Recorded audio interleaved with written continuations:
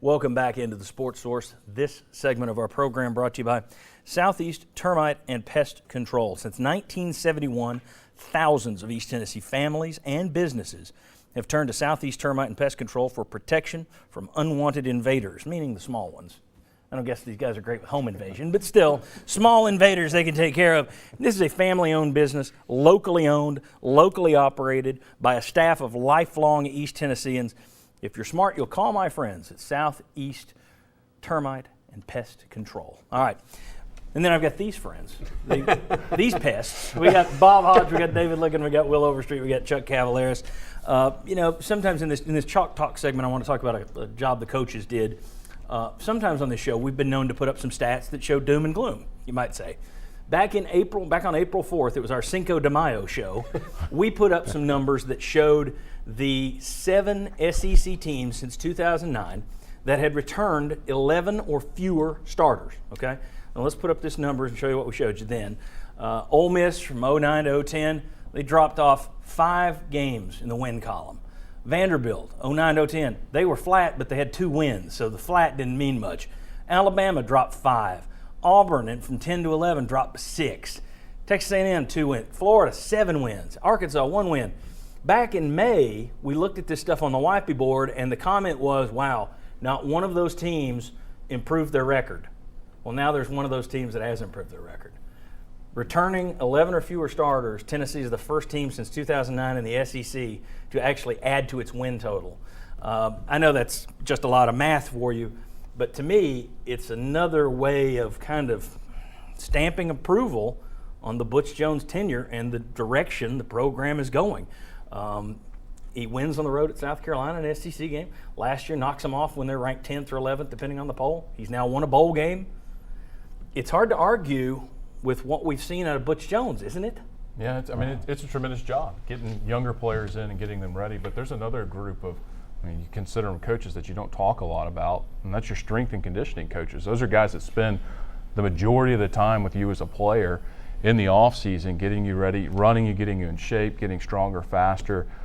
Those assistant guys, they'll go out on the weekends making sure you're not getting in trouble. They do a tremendous job, and they deserve a lot of credit in getting, young freshmen coming in and adding some strength and conditioning to them right away. I think that's a great point, especially when you consider that there was a streak of about 5 years there where Tennessee had 6 strength coaches. And I'm only slightly exaggerating. Yeah. I think it also is a credit towards it. You have a few things going on, which is the same defensive coordinator stayed in there a few years in a row.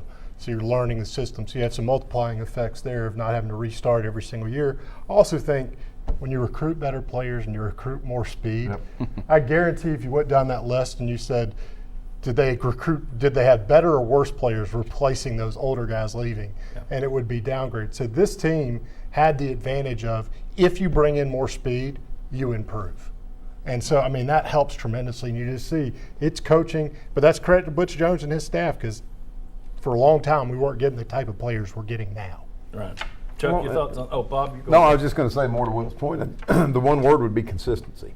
You've had a consistency now that you haven't seen since part of the Fulmer era. Ever since then, it's just been choppy. Everything's coaches change, coordinators change, the weight guy, the conditioning guys change, and so I think that consistency really goes a long way when you got teenagers basically that you're working with.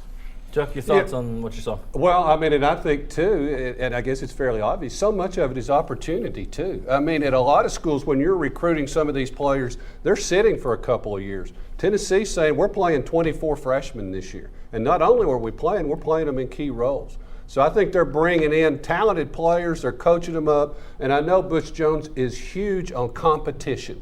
Everything is about a competition, trying to make people better. So, I think that's a great stat.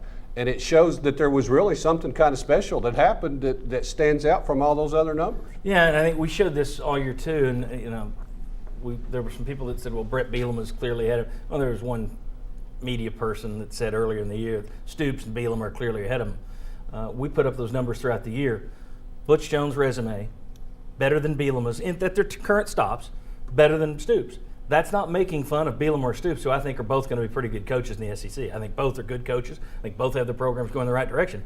But so far, I don't think there's any question that of those guys, Butch Jones has the best track record to date, and his program probably feels better. Arkansas is doing nice stuff. Arkansas is not ranked in the top 5 in recruiting for the second year in a row. So I think it goes back to what Will's talking about.